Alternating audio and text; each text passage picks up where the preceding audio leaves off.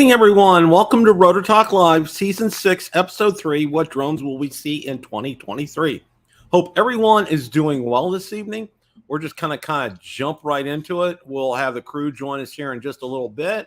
See, we have USA Drone Flyer, Captain Joe America here. Doug Crum is here. Catskills Brad, welcome, Brad. Good to see you. Drone Views Media. Flying Flynn Media, welcome. Lauren is here. Kane C. Crime Fighter, welcome, my friend. SSB73Q, good evening, my friend. Good to see you. Scott Nadeau. And that's Leonard Oglesby is here, and Captain Ray is here. All right. Got a lot to talk about tonight, believe it or not. 2023 is off to a good start. First thing I want to talk about tonight, and it's really kind of interesting for me, is, okay, I saw an article out there that the DJI mic was now on DJI's website. It's not on DJI's website, okay? But I'll show you where it is. This is the standalone. This is just the mic and the one transmitter, okay? Let me go ahead and we're going to share the screen here. I just found this right before broadcast time because I went out to DJI's website and I didn't see it there, okay? Which really kind of surprised me considering an article said it was, and that article's gone now. But guess where it is available, okay? That's the one with the two transmitters, but there's the one with the one transmitter for $219, and it's available at B&H. So if that's something that you are interested in, avail yourself of the opportunity at B&H. B&H has very fast shipping. If you've never dealt with them before, they're very good about shipping. I can say that. They're also good about, they're also good about returns as well too, because I've returned some things, and anything's defective, they'll get you taken care of. They're good to work with. So if that's something you're looking for to put in your workflow, go for it. Absolutely go for it. Just wanted to go ahead and get started with that. Let's see here. All right. We're going to kind of have a part two to what we talked about last week at the end here about drones to expect in 2023. So stand by for that. We're gonna get into that. I know what I want to tell everybody. I know a few of you are ham radio enthusiasts, and I know a couple of you watched me last week on the debut of my first show on Ham Radio Basics Live. Had a great guest on last week. Scott was fantastic. Got about 90 people to view it, all said and done. Had about 8 to 10 watch it during the show, which I'm really thrilled about. I think that's great considering it's a new channel. I do have over 1,000 subscribers, but got to wait for the hours to build up. But I'm really pleased with what we have tomorrow night. It's going to be every Wednesday night. Here's another programming note. Okay, on the second Tuesday of each month, my ham radio club here locally meets, and it's at 7:00 on Tuesday nights. So what we're going to do is this. We're going to try it for a couple of months and see if this works. We're going to either pre-record the broadcast and put it on at 8 so you guys can watch it, or we're going to do a special lunchtime Build a Drone Reviewer on the second Tuesday of each month. Kind of haven't decided yet what we're going to do. I'm kind of leaning toward the lunchtime one. See if I can get some of the crew to join me. That should be fun. It's a little different, but why not? Okay. And then what I would do is I'd probably rebroadcast it at 8:00 that night as well anyway. So that's something to stay tuned about. Okay. I just thought that would be interesting. Now, very interesting article, and it's really, part advertisement, but part article on Drone DJ, 15 best DJI drone accessories. And we're going to go through these. And I know you guys, are pretty good with that. Maddie, welcome. Good to see you tonight. Quadcopters and Tech, welcome. Good to see you. Dr. Ted is here tonight. Welcome. See who else we got. JSK Enterprise, welcome. Way to go, Dr. Ted, working on your tech license. Good job. I'm gonna get you over on my other channel as well too. Wednesday nights at 7:00 Eastern, Dr. Ted. Ham Radio Basics. Okay, that's awesome. You should do well. And welcome, Art. Just saw you in the house. So, okay. Let's go ahead and get that article up here. Okay. Uh,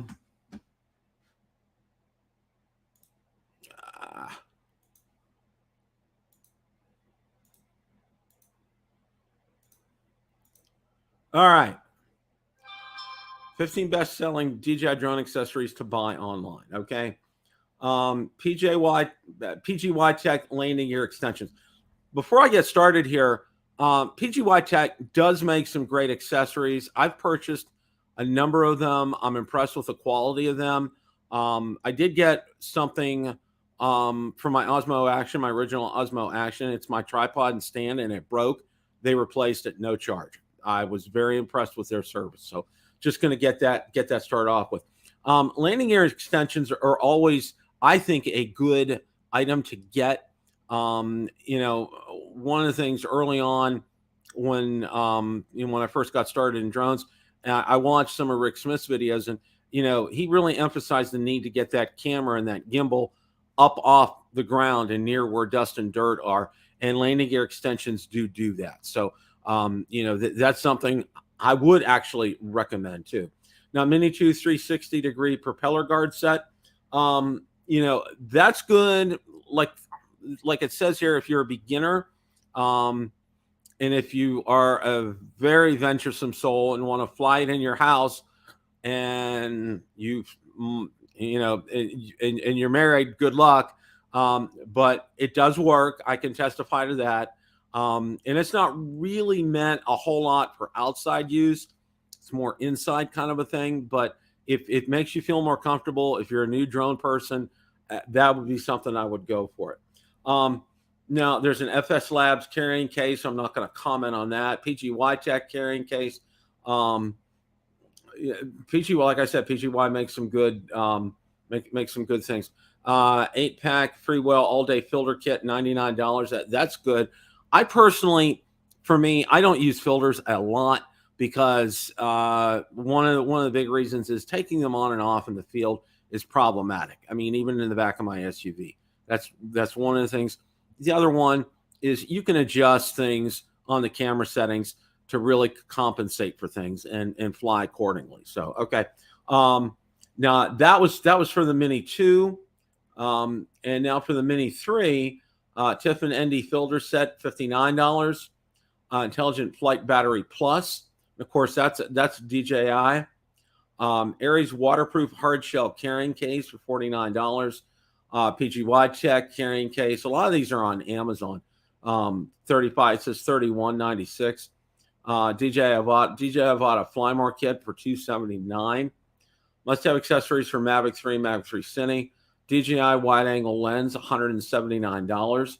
And that's something, if you're interested in getting that wider field of view, that would actually work. Mavic Air 2 and Air 2S accessories. Batteries, never a bad investment. And one of the things I want to say about batteries, and I think it's kind of important, you'll go out there on Amazon and you will find other batteries. You will find non-OEM batteries for your DJI drones. My best advice is to avoid them. Okay, DJI backs their batteries up with some type of limited warranty. I don't know exactly what it is, but you're better off purchasing OEM parts. And the same thing is underneath that is noise canceling propellers. Okay, again, as long as they're DJI OEM, go for it. I would not hesitate for something like that. DJI shoulder bag for $89. I think we've all talked about our thoughts about that and what it is. Now, one of the things, for all DJI drones, and this is something, well, that's good, Lauren. That's fantastic. I'm glad you've had good success with it. Just for me, it's just a hard and fast rule. I've always, since day one, Drone One, have used OEM batteries. It's just been something I just decided to do since I got started about 6 years ago. So, all right. And strobe anti-collision light for $34. I want to spend a minute on this. I'm going to go ahead and bring this up here, and you can see it's $34. And see if we can bring this up here. They should actually show it superimposed, of course, on an Autel Evo right here. And it looks like they're all about the same price. But if you are flying at night, I mean, you know, this is per FAA rules. You got to have that. That's not optional. $34 is a very small price to pay. It's very bright. It does its job. It meets all the FAA requirements. So that would be something that you would strongly consider to get. So, all right, moving on. Those are some good optional accessories to look at. And again, for me, I always have a tendency to prefer OEM type of stuff. Now, you know, one of the things I can say as far as cases are concerned, I got a Leicas case for both the Mini 3 and for the Mavic 3. Very impressed with them. I think it was $49 for the Mini 3 and $59 for the Mavic 3. And it fits both controllers for the Mavic 3 in there. It fits up to 3 batteries, all my cables, extra props, everything. Mini 3 fits the batteries, the charging hub, propellers, the remote in there. They're both good. They're Leicas cases, Lykus. I'm sorry. I really, really like them, and they're great quality, and they won't break the bank. They're both under $100. So that's some food for thought. All right, moving on here. All right.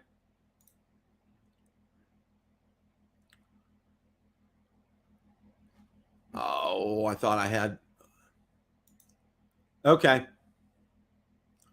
Well, it looks like Skydio had promised a software update. And they had been promising a software update and promising. Well, they finally came through with a software update. Now, let's take a look at it. There's an article here. Again, all the articles from Drone DJ are out on Build a Drone Reviewer Facebook group and page, so you can take a look at them and all the links in there, okay? Skydio software update brings long-awaited panorama keyframe gimbal roll, okay? Horizontal captures 180-degree horizontal panorama centered at the horizon. Vertical captures a full 180-degree vertical panorama. Spherical provides a full 360-degree equal rectangular image. The final stitched output includes metadata, which allows the image to be viewed in 360 interactive viewers. And there's a cool new panorama live preview used to see a low-resolution preview frame of the shot you've chosen. Another major feature is capture smooth, complex cinematic shots as keyframe. You now have the ability to manually or automatically adjust the camera roll along the flight path while flying in keyframe. Simply use the slider to adjust the gimbal roll from -35 to +35. In addition, the keyframe skill has now been improved to reduce drift and increase accuracy for long distance when loading and replaying keyframes, okay? And there's an example of it right there. It says telemetry information about your current flight is now available in the top left of the live camera feed. All right. So that's an update as far as Skydio is concerned. You know, I know we get called out for, and here's Marcus. How are you, sir? William, not doing too bad. How about yourself? Good. Just went over Skydio's new firmware update for this, and it's quite a bit. I mean, they actually did quite a bit for this. Can't wait to try it. I haven't done the update. I got the drone sitting right down here, right behind me. But yeah, I need to get that done and give that a shot. I mean, it looks real interesting, and there's a lot. Yeah. It's a lot of features. I know they had been saying probably since the latter part of 2022 that they were going to be doing a firmware update, and it just came out. So right. Better late than never. It's the gift that keeps on giving. I mean, it's just like we were talking yesterday on Drone Nation about the Mini 2, how it's great that they're still updating firmware and still interested in the drone, and it's the same thing with this guy. They just keep improving it. The main frustration, of course, for people like us is the controller being able to fly the drone. But beyond that, it is an amazing piece of technology. It really is. It really is. Now, I came across an article which I thought was really interesting. FCC wants more spectrum for drone communications. And, one of the things I want to tell everybody, I'm going to stop right now before we even look at the article. What that means is they want more band. They're going to make more bandwidth available. Okay. Because right now the communications portion for drones, if you look on the charts, including like ham radio and everything, it's minuscule. It's very small. They have a very narrow window. And what this tells me is that we have a lot of good things coming up in terms of drones, not only for us like hobbyists, but they're also talking to, these taxis that you've seen. I know Hyundai has one under development. There's a couple companies in China that have some under development. There's some in Europe with these taxis. Some have actually, done some test flights. So there's a big reason for that. And I'm going to bring this article up here. Bill, could it be more frequencies for remote ID? That's also possible too. See, I said it there. I went there. Well, yeah, I was kind of thinking the same thing. So, of course, they're going to need more bandwidth for that as well too. And it talks about here. Well, hold it. Stop that ad. I need that. Senior Internet, $10 a month. Senior Internet for just $10 a month. Drones are being operated primarily under unlicensed and low-power wireless communication rules or experimental licenses. Neither of these spectrums provides resources drone users with any right to protection from harmful interference. As a result, reliability of communications using these resources is also uncertain. It's past time we assess the availability of wireless communication resources, the increasingly important remote pilot aircraft activity we rely on today. They want to open up the 5 gigahertz band to drones. Other proposals including exploring 5G as a drone platform and the broader use of cellular bands for drone applications. They're also proposing a way to license drone communications with air traffic control. FCC must ensure our spectrum rules meet the current and future spectrum needs of evolving technologies such as unmanned aircraft systems, which can be critical disaster recovery first responder efforts and wildlife management. I'm sorry. Well, AUVSI, the world's largest nonprofit dedicated to uncrewed aircraft and robots, said it's evaluating the draft rule with its members. Okay. It's good news. Okay. You look at it and yeah, I agree. Part of it is definitely for remote ID, for expanding that. And what else you do is this. Okay.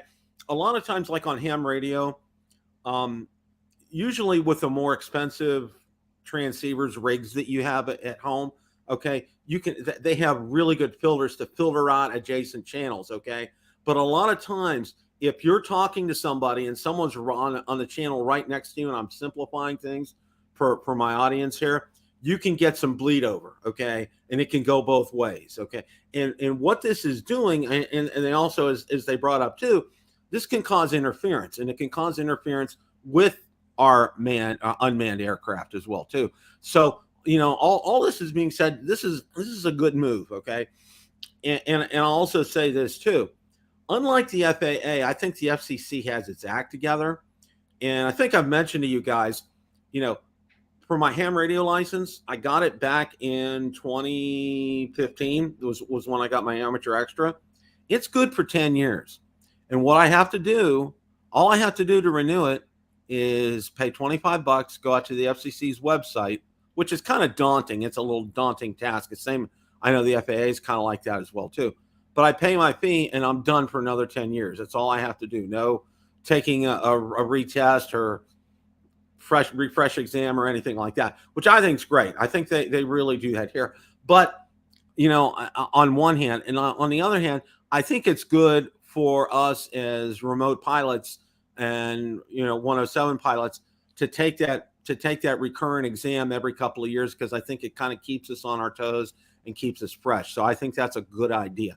Ham radio, not so much. Those kind of rules don't really change. Although you do need to be careful with what you're doing, because a lot of people don't get it when, you should have your antenna at least 100 feet away from where you're broadcasting. Why?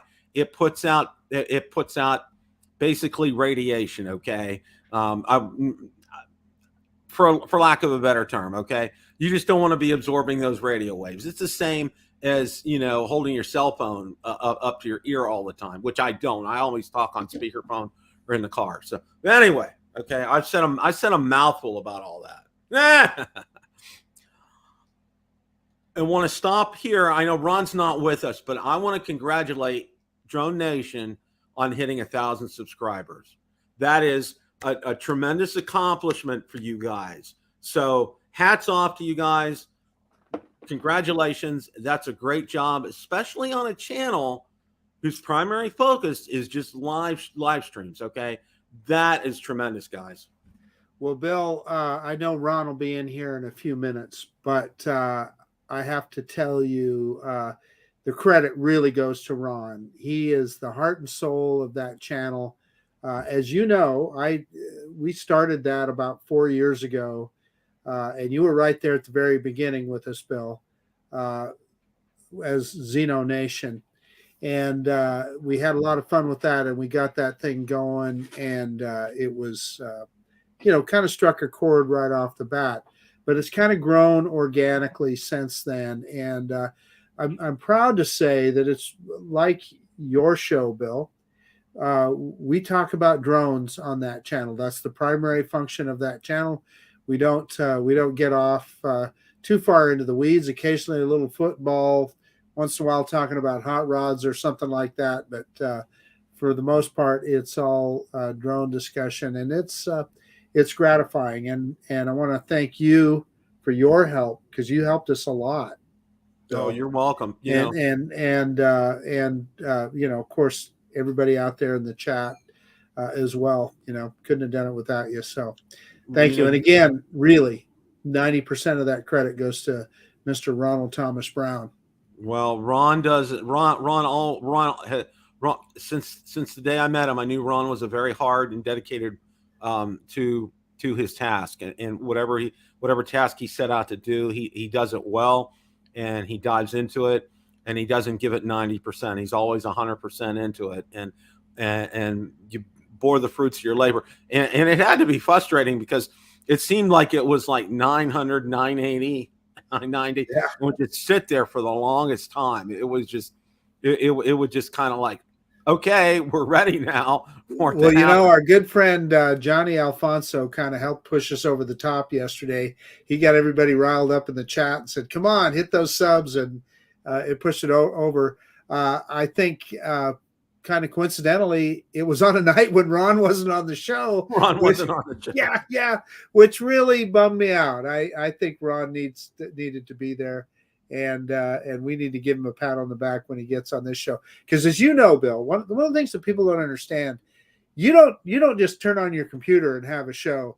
You got to do your homework, and you got to get prepared. Oh, yeah. And Ron does all that work on Drone Nation. He sets the agenda. He figures out what we're going to talk about on that show. And as some people have said, my job is just to show up and smile. So, so that's what I do. Well, no, your contribution is equally as important as Ron's, because, ever since I met you, you've been extremely likable. And one of the things I got to say, Marcus, you remind me so much of Ron, because you're very likable. You have a great presence, and you tell it like it is. Okay. And, I have a tendency to gravitate towards people like that. And that's why, your channel's done well. Ron's does well. And a lot of channels out there do well, because you just shoot things straight. And that's something I think everybody in the chat, and I know everybody who follows Drone Nation, really appreciates about you guys. So we'll talk more when Ron joins us here. So I just wanted to make sure that I mention this, so when we get off in the weeds. Now, yep. Just a real quick side note. Unfortunately, Ron did not watch a good football game last night. It was pretty one-sided. Well, so I wondered about that, Bill. I don't know, is Ron a Cowboys fan, or was he a Tampa Bay fan? I think because Ron's an Eagles fan. Okay. Well, yeah. And the possibility of the Cowboys playing the Eagles is possible. In one of the playoff scenarios. So I think he's watching to find out, to see how good the Cowboys were, because the Tampa Bay Buccaneers certainly, they just stunk the joint up last night. It was bad. So Yeah, absolutely bad. 2 Florida teams out, 1 to go. That's right, Maddie. Okay. The other piece of news that we finally got a price on Autel's brand new drone. Okay. And boy, oh boy, Autel Evo Max 4T drone now available for pre-order. Okay. Priced at $8,999. that's a bargain, Bill. It is. It is. When you realize, and we went over last week, we talked about it. We went over the specs of this, what's on this, the capabilities, the functions. This is going to get snapped. This should get snapped up by first responder organizations without a doubt. It's just the capabilities of this drone is just off the charts. It really is. It's the only commercial drone available today to combine traditional binocular vision systems with millimeter level wave radar technology. The IP43 rated drone's onboard autonomy sensors can perceive objects down to 0.5 inches, thus eliminating blind spots and enabling operations in low light or rainy conditions. Okay, that's just it's gonna be a real godsend for first responders and those type organizations, Marcus. It really is. Yep.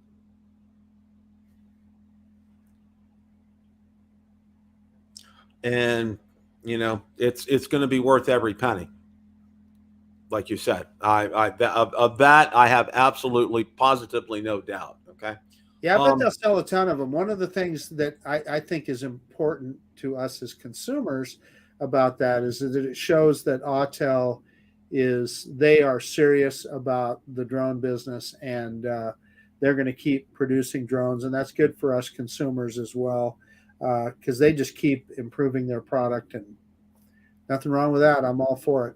Absolutely. I'm the same way. And I also came across an interesting article, and we get these and we find these out. For example, I'm going to get that up on the screen here. Okay. NOTAM. Okay. Notice to airmen. All right.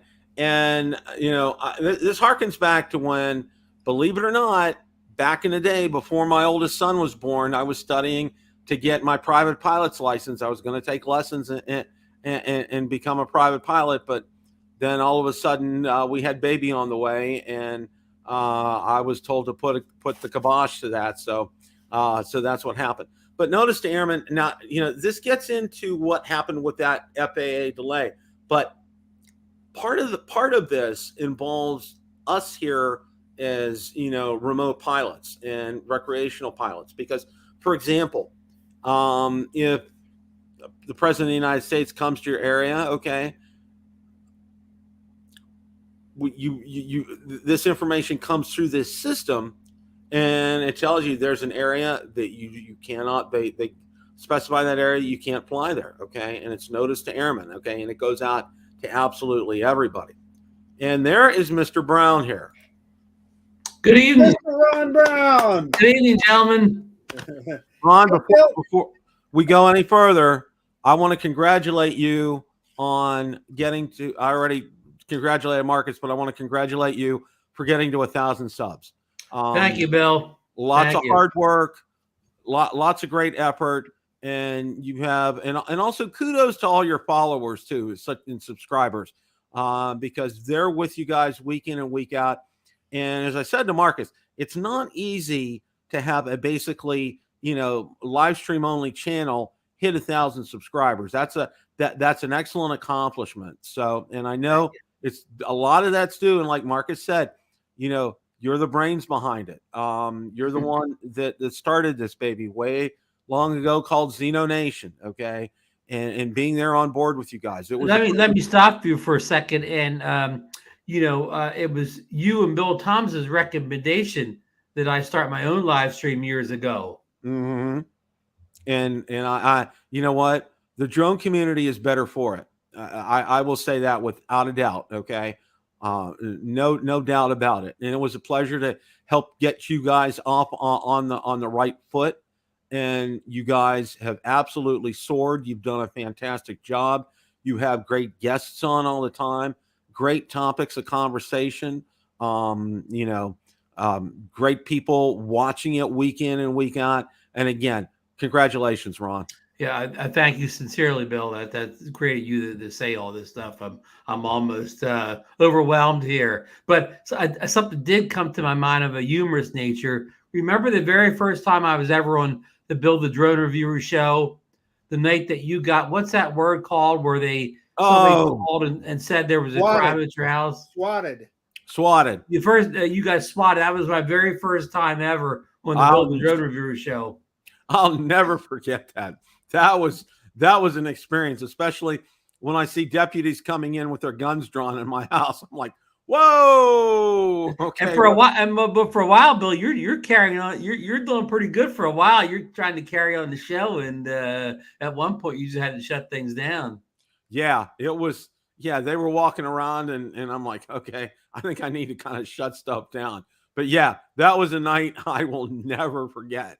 That was and really, me too. My first live stream on Bill the Drone Reviewer. Yeah, that was that was tremendous. Go ahead, Marcus. Hey, could we talk for a minute about the significance of getting the Drone Nation channel above 1,000 subs? Now, the first thing people think about is monetizing.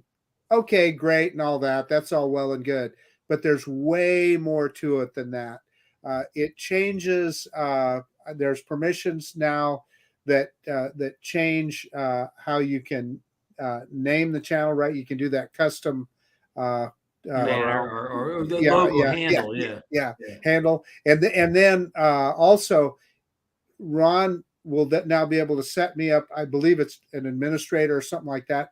So now I can upload directly to the channel. So one of the things that's happened in the past is when we wanted to do videos, I could put together a video, but I'd have to figure out a way to get it to Ron, and then Ron could upload it or whatever. Well, now we'll be able to solve those kind of problems. And I know there's some other administrative tasks. I know there's little things like we can now go live from a mobile device. Right. Yeah, there's a bunch of little things. If we were live at an event such as Spin Up the Great Florida Drone Meetup, we could go live right from a phone now, where before we would have had to use a computer. Yeah, that's fantastic. And one of the things that's a real catch-22, because I was telling everybody before both you guys joined, was I easily hit 1,000 subscribers on my ham radio channel, but the problem with that, in terms of getting monetized, okay, you got to have 5,000 viewing hours, okay, and I've got maybe about 500 right now, which is good considering I just started this like 3-4 months ago. You just need to do a whole bunch of 2 or 3 hour live streams. Yeah, well, and I got to say this too. I had my first live stream last week, and it was really, I had a total of 90 people watch it after the fact, which I thought was great. Wow, great. Had 10 people on. Floyd Moats watched us. Floyd last week. Floyd's been a fan for a long time. Yeah. So that was good. Go ahead, Marcus. Well, I got another question for you, Bill, on the previous subject that you were just talking about on the NOTAMs and permissions to fly. So I got to ask. Well, in fact, I'll ask both of you guys. Do you look at the sectional chart every time before you fly? In other words, if you're going to a location that day, say in my case, I'm going out to the Snake River Canyon, looking for those NOTAMs, go on something like Sky Vector to see if there's any NOTAMs on Sky Vector before you go out. And let me answer for myself first. Honestly, I don't. But let me tell you what I do. What I do. I get on the Before You Fly app, and those NOTAMs will show up there. So you get into a location, you can just look on Before You Fly. And I realize Before You Fly is primarily for hobbyists, but it will tell you if there's any TFRs, etc., going on in that area.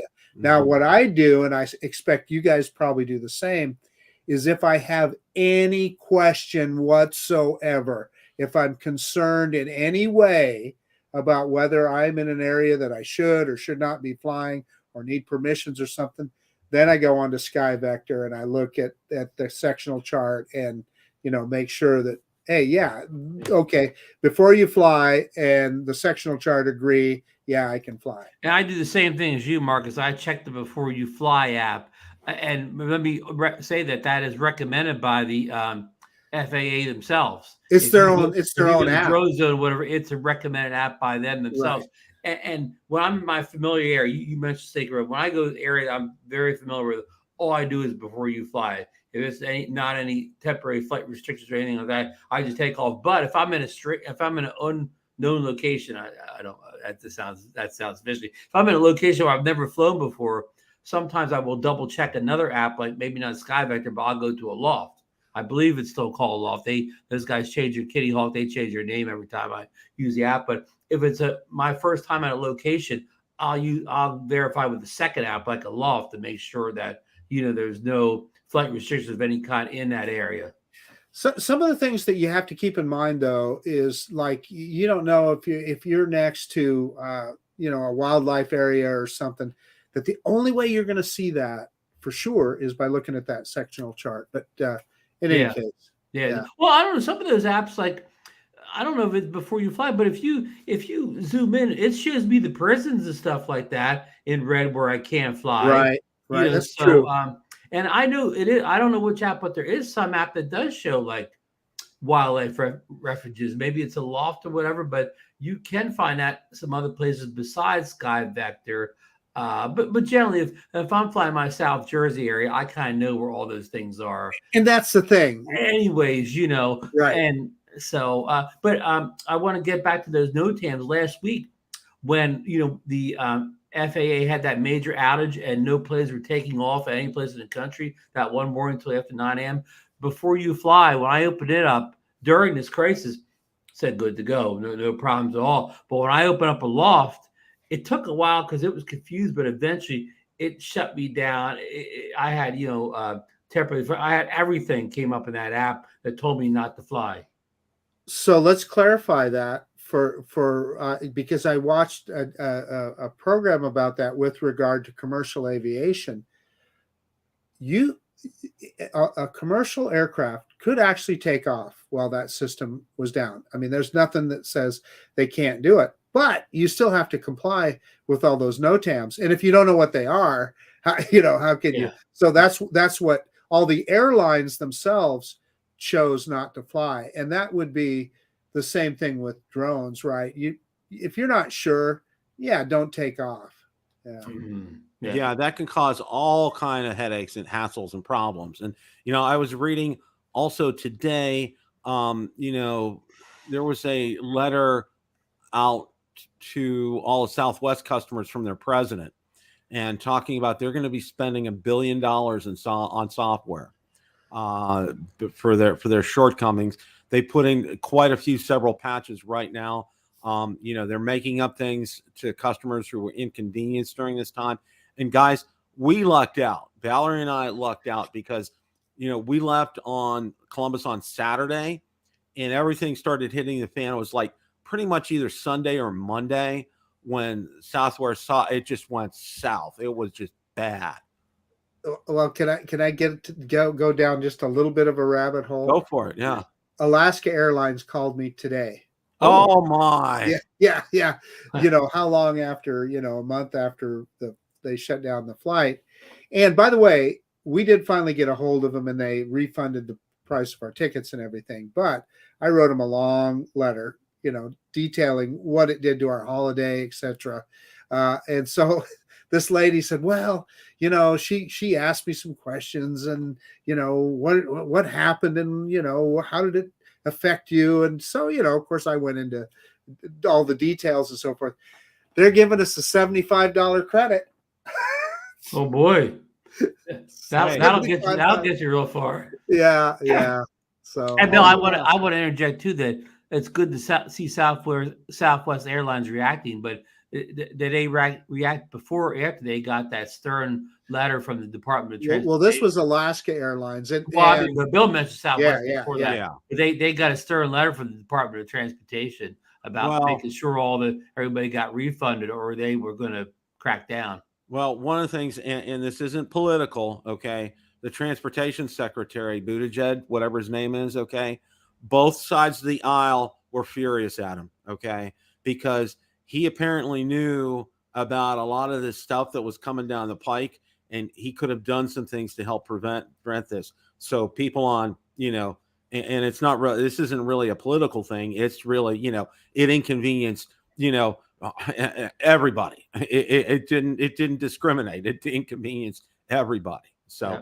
but yeah, with the notice airman, one of the things that I kind of want to go ahead, Marcus. Well, just one more quick point. I'd see Charles Hatmaker is commenting that UAV forecast, and he's correct. UAV forecast, if you use that, it'll tell you proximity to airports and other things too. And I think there's even a map on there. So it's just another useful tool. That's a good call out, Charles. Good. Yeah, call. that is a good that is something I've used before as well too. Yeah. Okay.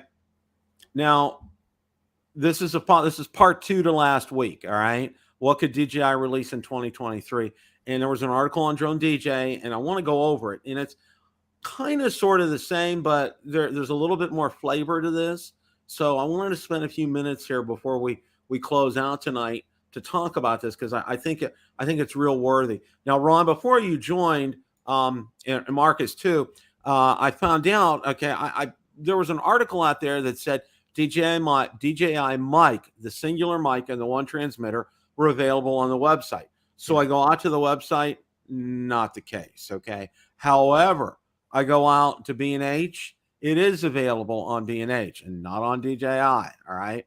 So they haven't updated their webpage for some reason. But that article, they took the article down. I don't know why. Okay. That I don't know why. So okay. All right. Well, that was a strange thing, Bill. Last week, I looked the day it was supposed to come out, and you could not buy the mic, but it made a reference to a $200 mic system. And then a couple of days later, I called Marcus, and it was available, and I had put it in my cart by going to Weekend. You could move that single mic into your cart. Okay. But yeah. I mean it was there, and it was there. It was definitely the old shell game, Bill. Yeah, and now it's not there again, because I went out and I searched through there, and it's just the mic with the 2 transmitters like Marcus has. The other one's not available. Well, you think it sells out that instantaneously? Yeah, I wouldn't just spend the extra $100 and get that self-charging box case. Marcus and I talked about this. Even if you never ever use a second microphone, it's extra worth $100 just to get that case, that charging case. Right. That charging case is worth the price for sure. It's golden. Having that second one here. Okay, now they're talking about here we go again. Deals Drone predicts DJI will release 4 new drones this year. Inspire 3 in March, Air 3 in May, Matrice 350T in June, Mavic 3S in July. Inspire 3, it's been in the rumor mill for a long while. Long way to success in Inspire 2 is finishing up development. DJI is in the process of filming its promo video. What will be new on the Inspire 3 is unknown. The current drone already has the bells and whistles you need for cinematic productions. However, it's rumored the Inspire 3 will be larger than its predecessor and most likely bring updates or smart features and more payload capacity, okay? Which means the camera system. And if it's going to be bigger, I don't see how it could really, it can be bigger than an Inspire 2, but that's going to make it just beyond insane as far as the size of that is concerned. Yeah, I mean a full frame on a drone, and I don't mean a full frame with a camera, kind of tagged on like the Sony system, but I mean a built-in full frame camera, I know those cameras come on all, but one that you don't mount like a big camera on it, it's just the camera just for the drone. That's quite shocking. Hey, Bill, can I divert you just for 1 second here? I don't know if I can't get you to see here, but I told you I put the single mic in my cart. It's still there in the cart. I could order it right now. Oh, wow. There. And here's something I talked to Marcus about too. All the information you probably gave is searching from the website on your computer. Lots of times, even when it comes to ordering drones, they're on DJI Store app on your phone. The availability sometimes is better there. It's sooner there. And here in this case, it's right there. I could buy it now. So sometimes go to the DJI app on your phone, not the website. That's a good point, Ron. That's a really good point. A lot of people can pick up on something like that. So I'm glad you brought that up. Now, how's that iPhone 14 treating you, Ron? Good. I've had it about a week now, and of course, I haven't got test camera because it's been, you don't go outside weather, and I don't shoot a lot of indoors. But I've never had an always on phone before, so now I've got an always on phone, always on watch. So that's kind of nice. You're right. I get a little bit less battery life because of the always on feature, but I'm willing to sacrifice that for the always on. I mean, I'm not one of those people that runs my phone down to nothing all the time. Anyway, so you just have to think about it a little more. I came from the 13 Max to just the 14 Pro, and smaller battery, and now with the always on, it does. I can't wait to try it on a drone, like the Altel or the Mini 2, one of my older drones that don't have a smart controller, to see how that works. But but we're diverting Bill's. Sorry, Bill. Go on with your Inspire 3 full frame. Yeah, in terms of like pricing. Now, we had heard that it was going to be released late last year in 2022. Yeah, we all thought fourth quarter. Yeah, we all thought it was going to be like a November type release, but it didn't materialize. But one of the things that I can really say with kind of fairly certain about this, I think you're going to see this. You're looking at around. You're probably going to push $20,000+ for something like this. It's going to have the bells and whistles on it, but you're going to pay for it. You know what else we can say for certain? Lauren has been flying it for a while. Now, I don't have any doubt about that. He's in the chat now. Don't violate his DNA now. Now see, Lauren's been posting, and if you look on his Facebook page, he's been posting. The weather's bad and he can't fly. But that's really kind of code word for he's probably out there flying. Lauren, we're messing with you. Here's the thing: if Lauren was under NDA, he wouldn't be in the chat over here right now. Yes. Yeah. Hey, but one last comment on the Inspire 3, and we everybody thought it was going to be fourth quarter, and now it's going to come in the first quarter of 2023.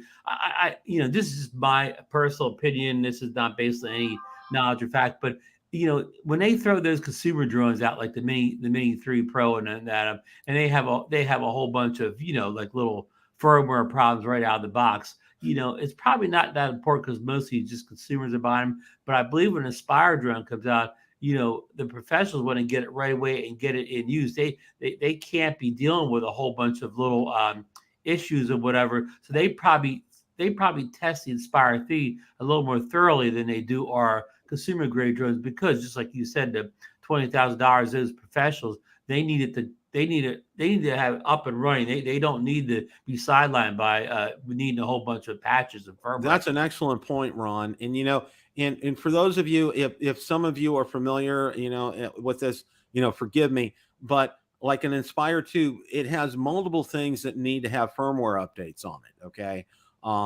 it's not just the drone itself. There's the battery, there's the camera, there's other parts of the operating system. There are multiple things on there. Hey, Marcus, like the old Hubs Zeta, remember you had to do 3 separate firmware updates for the drone, the camera, and the batteries? Oh my God, was that that was an operation. All the different software. Yeah. And see that's where that is on that. So we'll move on. The Air 3. The article talked about the guy hated them making a Mavic 3 Classic because it made the airline appeal useless. Will it be? He said, "Here's some items he hopes it includes," and this is just him. Greater than 20 megapixel camera, a must. Active Track 5.0, yes. 6K video, sure, why not? 4K 120 frames per second would be nice. 30 to 40 minutes flight time, most likely. Hey, Bill, what he missed, Bill. Yeah. Oh, go ahead, Ron. Marcus. Go ahead. Well, I was going to say the one that he missed. Yeah, increased flight time. Yeah, is probably the biggest one. 4K 120, but vertical video, I guarantee you. Bingo. Yeah, that Bingo. that would be, and that would give it and hold that back from the Mavic 3 series to give it a more consumer feature. But that greater than 20 mega camera, I wonder if he thought this out. Like the cameras, like the Mini 3 and the and not the Anafi, the little Altel Nano, they claim to have 48 and 50 megapixel cameras, but they're really 12 megapixel cameras, and they're doing that whatever, where they shoot the same thing a bunch of times and get all those megapixels. HDR. Yeah, a true 20 megapixel camera is better than those 48 and 50 megapixel cameras you see in the smaller drones, because they're using software to do that, not hardware. So if he means that this would get a 48 or 50, we don't want to see that, because that means it's going to be probably a 12 megapixel camera and not this 20 megapixel. Yeah, with 20, and that's a good point, Ron. A lot of people are like, they look at those high numbers for megapixels and they're like, wow, that's a drone I want. And it's just like, do some more checking, do some more reading, find out how you get that, versus a drone like this. If it's a true 20 megapixels with the hardware and the camera, yeah, that's going to have some really crisp, sharp, clear images from that. It's not on this list, Bill, but I think we talked about this a little bit last week. They also maybe need to increase the obstacle avoidance a little bit more on the Air 3, not all the way to the Mavic 3 level, but just a little bit more than it has now. Man, it's really good right now. And it is good now. Yeah. See, that's the thing. It's like, but they could put more fisheyes on there, Marcus, and get even more kind of side I agree. and coverage. Yeah, there's potential there. Yeah, there's no better is always good, and And we don't. I'm gonna make this real fast, because Marcus, I get on a high horse about this. All the people that say, "Oh, we don't want obstacle avoidance. Real pilots don't need obstacle avoidance," or and tracking whatever. And we want the obstacle avoidance for when we're doing things like focus track or whatever, orbiting and things like that, where it's flying manually or whatever. That's why it's good to have things like tracking, obstacle avoidance. It allows the automated flight features to perform much better and safer. Spotlight mode in particular, where you're highlighting a point of interest, you're flying the drone, but if you have good OA on the drone, a couple things, often you're flying sideways or whatever, so you're not worried about going sideways into a tree or a building or something like that. And it's also that intelligence that keeps that point of interest right in center frame, or like you can do in DJI, you can put that point of interest in whatever corner of the frame you want. But that's the stuff that is. I mean, yes. I mean, 75% of my flights, I don't need obstacle avoidance. But when I want tracking obstacle avoidance, I want it. Right. I want it to work real well. Right. That's a great point. And I'm gonna interject here. With the Mavic 3, I had it up and I was doing Waypoints, Hyperlapse with Waypoints. Okay, because that's been on there for a while. Yeah. And while I was going to the third waypoint to do the hyperlapse, there was a bird, and I saw it very quickly, and obstacle avoidance kicked in, and the drone stopped instantly. Okay. Wow. Even with my hand on the stick, it stopped instantly, and then I just engaged return to home right there, because I saw it was like one of those, you just saw it real quick, and I knew exactly what it was, and I said, I'm coming back. And that's what Hyperlapse is another great example, Bill. If you're running a hyperlapse, and say you make a mistake in your program of the hyperlapse and you have it going towards some kind of object, the obstacle avoidance will not let the hyperlapse fly right into a building, a tree, anything that's big enough for it to see. So let me give you a better example of that, Ron. So you're programming the thing and you're setting altitude, right? So you're doing it on the map. On that map, you may not know that tree is 35 meters high and you have the drone at 30 meters. So that's what Ron is getting at there. So yeah, that's very important. And that's a great point, Marcus, both you guys. This is excellent. And that's why, a lot of people poo-poo, obstacle avoidance. I don't need it, rough and tumble, blah, blah, blah, But hey, how many times, and here's probably one of the greatest examples, if for instance, you're doing a droney, and you're pulling back on that stick and you don't see something behind you, okay? You're going to run into it because you don't have that vision in behind you. But if you have rear facing obstacle avoidance, it's going to stop and it'll beep and then you'll know there's something behind you, and it says, you'll see that air come up, or that warning message pop up on your screen. So that's why I'm always a big fan of that. And I agree, Ron, with what you said, with what Marcus said as well. And most of the drones that we fly and talk about, you could turn obstacle avoidance off. Yes. And the last thing, on the Air 3 before we move on here, one of the big things, and I think we had talked about it last week as well, is pricing on this. And pricing is going to be really, really huge on this, Ron, because they need to make sure, okay, like with a base model and a base controller, that you can at least, for maybe like $899, $999, something, as long as it's under $1,000. I think that's super important for this kind of drone, because if they go over that $1,000 threshold with just a base package, it's going to cause a lot of people to pause. Go ahead, Marcus. Well, Bill, I don't disagree with your thinking whatsoever, but I bet you it'll be more than $1,000. I bet you we're looking more like 1,200. That's just but they have to find a sweet spot somewhere between the Mini 3 Pro and the Mavic 3 Classic. They have to find a sweet spot in there that would entice somebody that buy either one instead. Let me tell you what that'll be, Ron. It'll be a feature. It'll be a feature that DJI puts on that drone that everybody goes, wow, I got to have that. Right. And Marcus says this every time, and he's right, because DJI will always put something on there that you didn't know that you needed till you read about it. Okay. And then I got to have it. Okay? Yeah. Well, the guy I have it here is going to be the 30, 35, 40-minute flight time is going to be the vertical video. And that will be, but I mean, the battery will be the real home run, because you'll just as many people. I don't like TikTok or whatever. So, you'll have that crowd too. But yeah, I kind of maybe agree with Marcus a little bit. I think the base package is still going to be under at least over 1,000, because, you can't put, it's hard to put, version, another version up from version 2 to 3 here. It's hard to move up a version without raising it at all. And it's what, $999 now with just the one battery, basic controller and drone, right? So right there, bare minimum 1,050, you got to have some price increase. Hey, before we get off the Air series real quick, and I keep, to me, the Air 2S right now is the ultimate travel drone because of the size and all the features, and it's powerful. I'm going to take it with me before I'm going to take the Mini 3 Pro or something like that.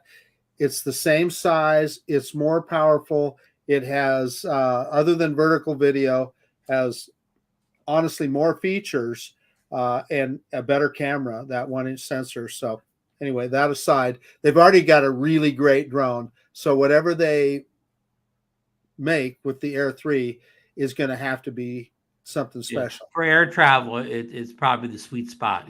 I agree. That's a perfect travel drone. That's an excellent point, Marcus. Thank you for bringing that up. Again, air travel. If you're riding your giant Tahoe, it doesn't matter what drone you take along, right, Marcus? That's a big 10-4. Hell, I'll put that Inspire 3 back there. Ooh, Marcus is the one that has a bill. He's the one testing it, not Lauren. There you go. We're going to finish up here real quick. Matrice 350T, they're saying it'll be an upgraded version of the M300. Mavic 3S, and he was kind of spitballing with a new version of Active Track, or bring Active Track to telecamera. And surpass the Skydio. Skydio. Goggles SE in Motion 2, which we already know about. And then new DJI cameras and gimbals in 2023. We already know the DJI RS3 Mini is there. 369, Bill. Yeah. And then the Pocket 3 possibly in April, Osmo Mobile 7 in October, maybe even a 5K video. So on this list, Bill, we talked about what products you're looking for. Is there any product on this list that you think may not make it out the gate this year that we may not see show up? Okay, I'm thinking maybe some of the cameras. I think some of the cameras and maybe the Mavic 3S, okay? And the reason I say this Mavic 3S is they may determine that there's not a marketing segment for this drone, okay? You know, the price point on this S, who knows what that indicates. You know, if they're taking after the Air 2 series with the S, it would have some upgraded features. If it's a Mavic 3 with an upgrade with upgraded features, who knows? Okay. But my guess would be maybe like a Pocket 3 or an Osmo, and then this Mavic 3S. I think definitely you're going to see a new Air 3 this year.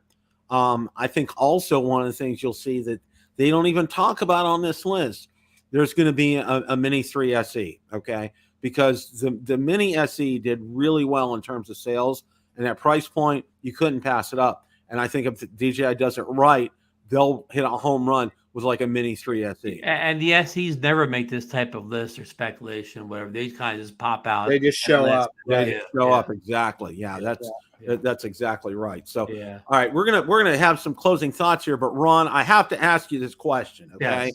I know you took a sabbatical from Drone Nation last night to watch football. Yes. I have to. I mean, I do a little scratchy throat again. My cold did come back, so I may not have had an hour talk again, but the main reason was to watch the ball game. I'm sorry about your Tampa Bay Buccaneers, but what could you really expect from an 8-9 team entering the playoffs? Yeah, the whole concept of a team with a losing record in the playoffs, it just boggles my mind how that even happened.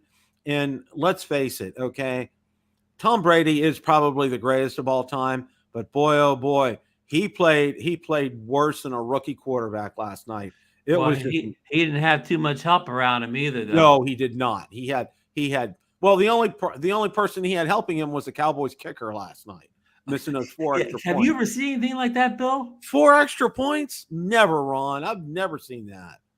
What's your boy in Pittsburgh? What's his name again? Your coach? Tomlin. What was he the kicker coach last night or something? He must have been. Oh my gosh. Oh, it was just. What do you think about them letting him keep kicking though? Because I kept saying, "Well, go for the 2 points," but then go for a 2-point conversion. Well, you know what? They're so far ahead; they'd rather just have him work it out in the game because they don't need the 2 points. Well, I'll say this, and then we'll get to closing comments. Okay, there was nothing weather-wise to. I mean, it was kind of probably a 50-degree night, which it's a little chilly, but there was no wind to speak of and no precipitation. So really, there were no outside mitigating factors why he did what he did. It was probably up there. You think Dallas is working making phone calls to unemployed kickers this week? They might. I mean, I don't know. Steelers had their share. Marcus, any closing thoughts? Yeah. Well, get out there and fly your drones and have fun. I see we got some weather going across the nation right now, so you may or may not be able to do it. But get out there and have fun. There's really not a lot, unless we hear some more about an Air 3S or something like that. Not a lot of things on the horizon. A lot of great products out there. I've talked about that Air 2S already. It's a 2-year-old drone. It still puts a big grin on my face every time I get out there and fly it. So fly what you got and have fun, and get your tickets and get ready for the South Florida drone meetup. Absolutely. April 1st. That's coming. That's coming. Weather guaranteed to be perfect that weekend. I want to echo Mark said. We talk about drones coming out here, but we probably won't see our first consumer drone release of the year until April or whatever, probably late. We say April. It's never like April 1st, but it's going to be more like the end of April. So, the drones you have now, if you have good weather, get out and fly what you have now, enjoy them, and worry about, the Air 3 at the end of April. And, one last question, Bill, would Roy Girella be available for the Cowboys to sign? He might just be, or their other kicker that they had during Cowher's days, Jeff Reed. Okay, you remember him? Okay, I kind of don't. But Roy Girella is the one I remember from when I was a kid. Didn't he have his own army? Roy Girella's army and Girella's Gorillas. Gorillas, yeah. Oh yeah. Well, I'm going to echo what these guys said. If you have nice weather, get out there and fly. We had it was this weekend. We had frost. which yeah, it was my furnace was running all weekend long. Okay. And I was drinking hot tea all weekend long. I mean, it was just no shorts. I haven't worn shorts for probably almost 2 months now. Okay. I got on Captain Ray the other day when he posted a video or something there. He's in his big, heavy looking hoodie. And I'm saying, hey, what's up with that hoodie in sunny Florida there, Captain Ray?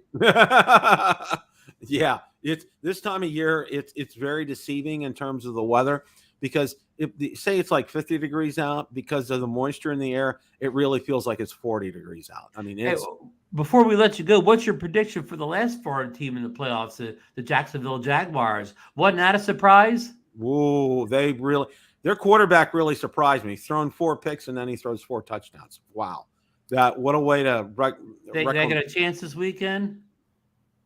Kansas City's tough. Mahomes is tough. I don't see them. I see the championship game being Kansas City and Buffalo. And by the way, do you know where that game will be played? They're going to move it to a neutral site, right? It'd be in Atlanta. Yeah. They'll I thought you were going to say Tampa Bay. Yeah. That would be wonderful. I would go in a heartbeat. But I think it's going to be Buffalo and Kansas City for the championship. And for the don't underestimate Cincinnati. They can when they're hot, they're hot. I don't see them getting past. But for NFC, I see the Eagles and 49ers. Definitely for the championship. So that's me. Anyway, guys, thank you all so much for watching. Really appreciate it. Enjoy what you got. Have fun. And remember, it's a great day to fly. Take care, everybody. Bye, everybody.